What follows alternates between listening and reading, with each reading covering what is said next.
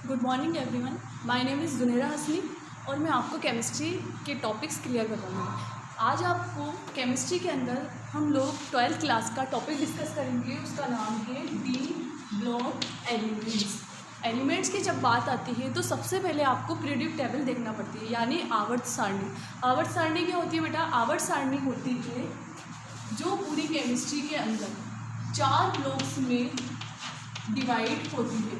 S block, P block, D block and F block. ये चारों block ही पूरी आवर्त सारणी का निर्माण करते हैं, या फॉर्मेशन ऑफ आवर्त सारणी periodic table S P D F. अब आपको कैसे पता चलेगा कौन सा एलिमेंट या कौन सा तत्व इस आवर्त सारणी के किस ब्लॉक में रिप्रेजेंट है? तो सबसे पहले आपको देखना पड़ेगा, सबसे पहले हम देखेंगे कि किसी भी एलिमेंट का लास्ट इलेक्ट्रॉन, लास्ट यानी जो आउटर मोस्ट शेल होता है, जो बाह्यतम कोश होता है, सबसे लास्ट वाला जो इलेक्ट्रॉन है एस में जा रहा है, पी में जा रहा है, डी में जा रहा है या एफ में जा रहा है।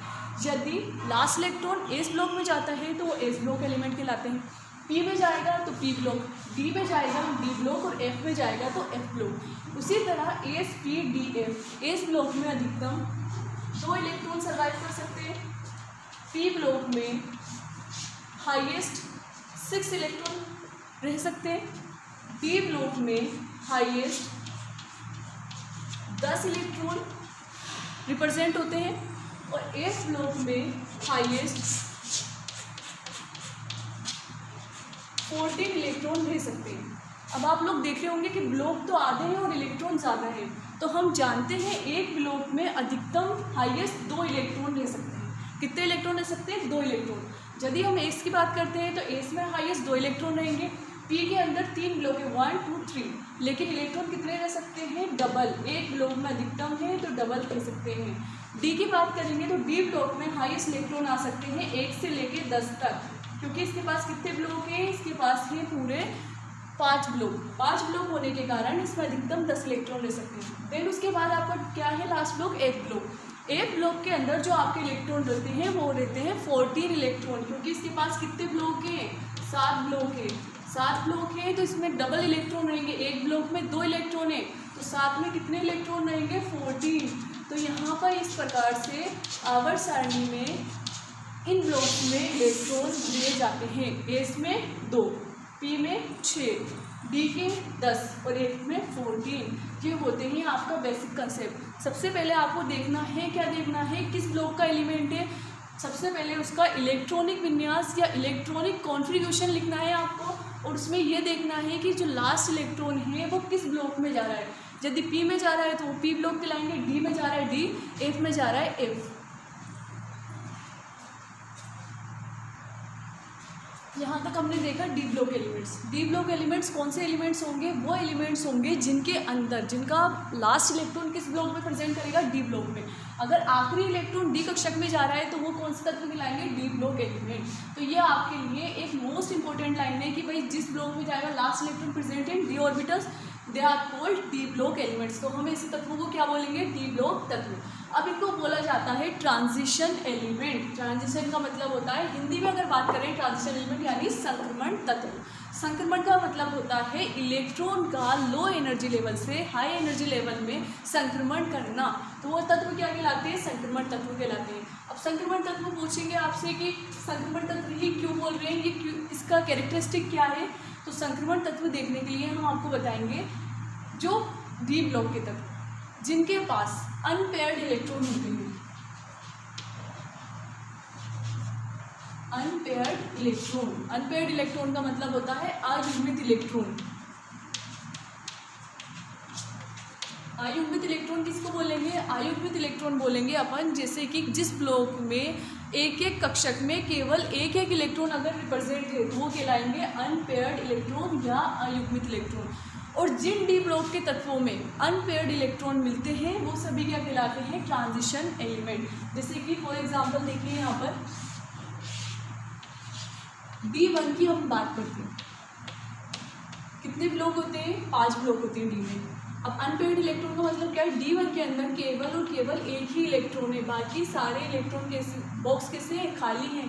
ये जो खाली बॉक्स हैं, अगर ये इलेक्ट्रॉन कौन सी अवस्था में है? अयुग्मित अवस्था में है। ये यहाँ पर युग्मित अवस्था में नहीं है। ये कौन सी अवस्था में है? अयुग्मित अवस्था में। यदि इस प्रकार से इलेक्ट्रॉन प्रेजेंट होंगे वो सभी एलिमेंट क्या कहलाएंगे, ट्रांजिशन एलिमेंट। जैसे कि यहाँ पर D2 होगा, D2 लेंगे आप, तो D2 के अंदर कितने इलेक्ट्रॉन हो गए अनपेयर्ड, 2। D3 के अंदर 3, D4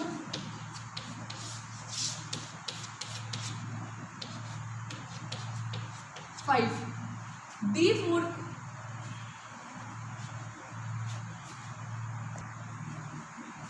हम बात कर रहे थे ट्रांजिशन एलिमेंट या संक्रमण तत्व। संक्रमण तत्व किन तत्वों को कहा जाएगा, डी ब्लॉक के तत्वों को संक्रमण तत्व भी कहा जाता है। जो ट्रांजिशन एलिमेंट है या संक्रमण तत्व है वो किसे कहा जाता है, डी ब्लॉक के तत्वों को ही कहा जाता है।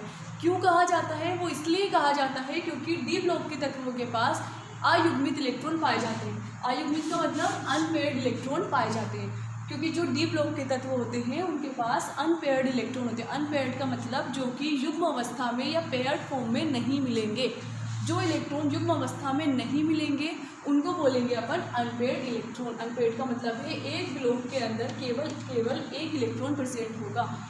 यदि डी ब्लॉक के किसी भी एलिमेंट के बाह्यतम कोश के अंदर अगर एक इलेक्ट्रॉन प्रेजेंट है, एक से मतलब यहाँ पर सिंगल अवस्था में इलेक्ट्रॉन प्रेजेंट है, वो सभी कहलाते हैं ट्रांजिशन एलिमेंट। इसी कारण डी ब्लॉक के तत्वों को ट्रांजिशन एलिमेंट कहा जाता है, क्योंकि उनके बाह्यतम कोश में अनपेयर्ड इलेक्ट्रॉन मिलते हैं।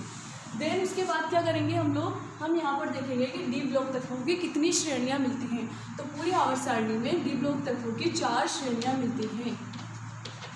कौन कौन सी, फर्स्ट है आपकी 3D श्रेणी, 4D, 5D और 6D।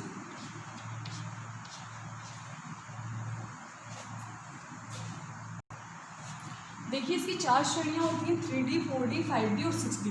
जो 3D श्रेणी होती है उसकी स्कैंडियम से स्टार्ट होकर जिंक तक जाती है, जिसका एटॉमिक नंबर 21 और जिंक का होता है 30। इसके बीच में 1 से लेकर 10 तत्व आते हैं।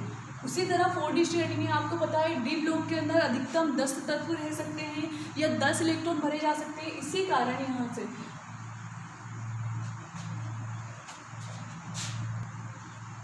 जैसे कि 4D श्रेणी है, 4D श्रेणी जो होगी इट्रियम से स्टार्ट होगी, जिसका एटॉमिक नंबर होगा 39 और कैडमियम तक हो जाएगी, उसका एटॉमिक नंबर होगा 48।